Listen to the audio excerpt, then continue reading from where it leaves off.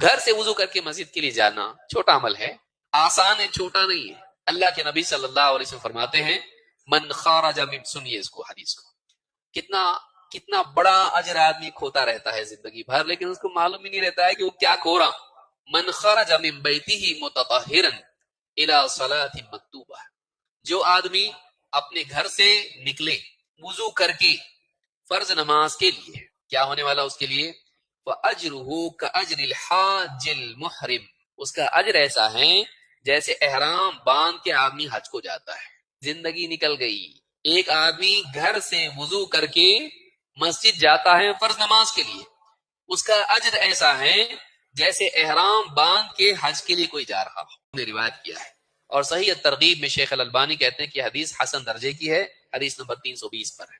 کتنا بڑا ثواب ہے، کتنا بڑا ثواب ہے، لیکن آدمی نہیں کر پاتا ہے۔ دوڑا دوڑا آیا، حدیث نمبر کسی طرح سے وضو کیا، ٹخنے بھی سوکھے ہوئے ہیں، آگے نماز میں کھڑا ہو گیا، پھانپتا رہا، سارے لوگوں کی خشوع کو خراب کیا۔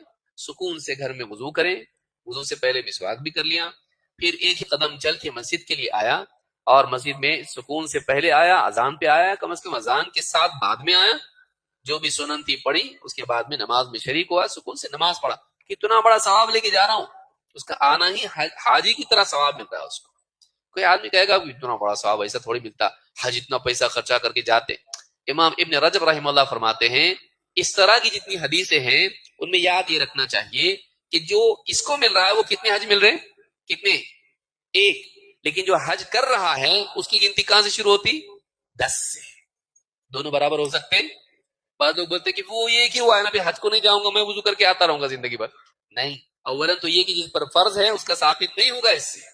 دوسرے یہ کہ فرض نہ بھی ہو اور حج کرے آدمی، اس کو 10 سے شروع ہوتا ہے، اس کو صرف 1 ملتا، اور 10 سے اس کو شروع ہوتا، ختم نہیں ہوتا 10 پہ۔ الحسنۃ بعشر امثالها الى 700 ضعف الى اضعاف كثيرة، نیکی 10 گنا سے لے کے 700 گنا، بلکہ اس کے کئی گنا زیادہ اللہ تعالیٰ اس کو عطا کرتا ہے۔ تو جب آدمی ایک نیکی عملاً کرتا ہے، حج ہو یا نماز ہو یا کوئی بھی نیکی ہو، تو اس کو 10 گنا سے 700 گنا تک یا پھر کئی گنا اور بھی بڑھا دیتا اللہ تعالیٰ۔ لیکن اس کو کتنا مل رہا؟ 1 مل رہا۔ تو یہ اور حاجی برابر ہے نہیں، وہ 10 گنا سے شروع ہو رہا ہے، یہ صرف 1 پر رکا ہوا ہے، لیکن اس کو مل رہا ہے۔ یہ کتنی بڑی خوش قسمتی ہے۔ کس چیز پہ مل رہا ہے؟ کون سا بہت پہاڑ ادھر سے ہمالیہ اٹھا کے اس کو کہیں اور رکھ دیا، اتنا آسان عمل ہے۔ لیکن آدمی یا تو نہیں جانتا یا تو لاپرواہی برتتا ہے اور اجر کھوتا رہتا ہے۔ تو ایک چیز یاد رکھنے کی ہے کہ گھر سے وضو کر کے نکلنا، پھر دین سیکھنے کی نیت سے مسجد جانا۔